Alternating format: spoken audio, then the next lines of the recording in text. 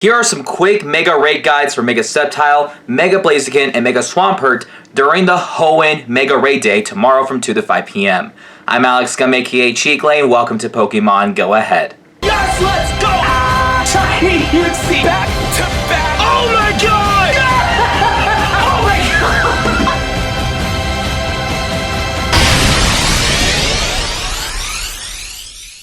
Alright guys, we're not going to waste any time. We're going straight to the point. I want you guys to have every single Pokemon that you're going to use as a counter for any of these 3 Megas for a 3-hour period.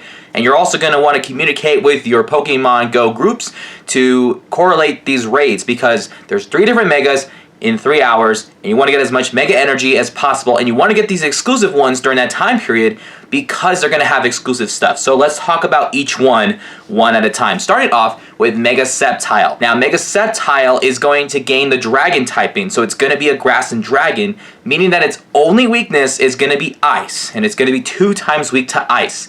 And then, of course, it has other weaknesses such as Flying, Dragon, Fairy, Bug, and Poison. So there's a variety, but I would recommend Ice types because of that Dragon type dual type. Of course, the weather boost is going to be sunny and windy, and then, of course, it'll take about 3 to 4 trainers to take this out. And then, of course, the hundo is going to be 1575, and if it's weather boosted, it's going to be 1969. So make sure you pay attention to that hundo, because if you get a shiny, which by the way, for all 3 of these raids during that 3-hour period, it's going to be 1 in 10 chance of getting a shiny for either Blaziken, Swampert, or Sceptile. So want to keep that in mind. Fast moves are going to be Bullet Seed and Fury Cutter, and the charge moves are going to be Leaf Blade, Dragon Claw, Earthquake, and Aerial Ace. It might learn Frenzy Plant. Also, by the way, if you defeat a Mega Sceptile and you catch a Sceptile, it will learn the exclusive move Frenzy Plant, which was its Community Day move. The counters, again, I would recommend using Ice-type Pokemon. So the best one is definitely having Mega Abomasnow, not only because it's the strongest Ice type, but it also will help boost other Ice types, such as Galarian, Darmanitan, Mamoswine, Glaceon, Weavile, and then of course Mewtwo with Ice Beam instead of a Psychic move, because although Mewtwo is not an Ice type, it will have Ice Beam. So be careful if it has Aerial Ace or, Fury Cutter as its fast move. Next up, we have Mega Blaziken. It's going to be the firefighting type, so when it's out in the weather, it's going to be boosted with sunny and cloudy. And then the hundo is going to be 1627, but if it's weather boosted, it's going to be 2034.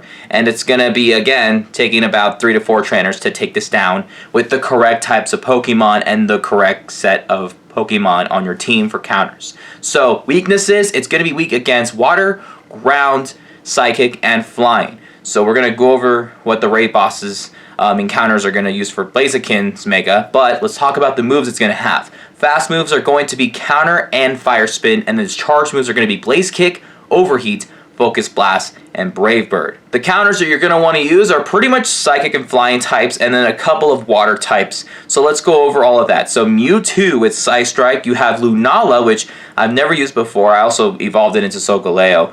We have Hoopa Unbound, we have Moltres, we have Latios or Mega Latios. You can even use Lugia, we have Kyogre, Swampert, or in the future, Mega Swampert, because it's both water and ground. And then I would just recommend using a lot of the water and psychic Megas, such as Slowbro, Blastoise, Gyarados, and even Alakazam. Those are really good options for Megas, depending on how you want to play it out.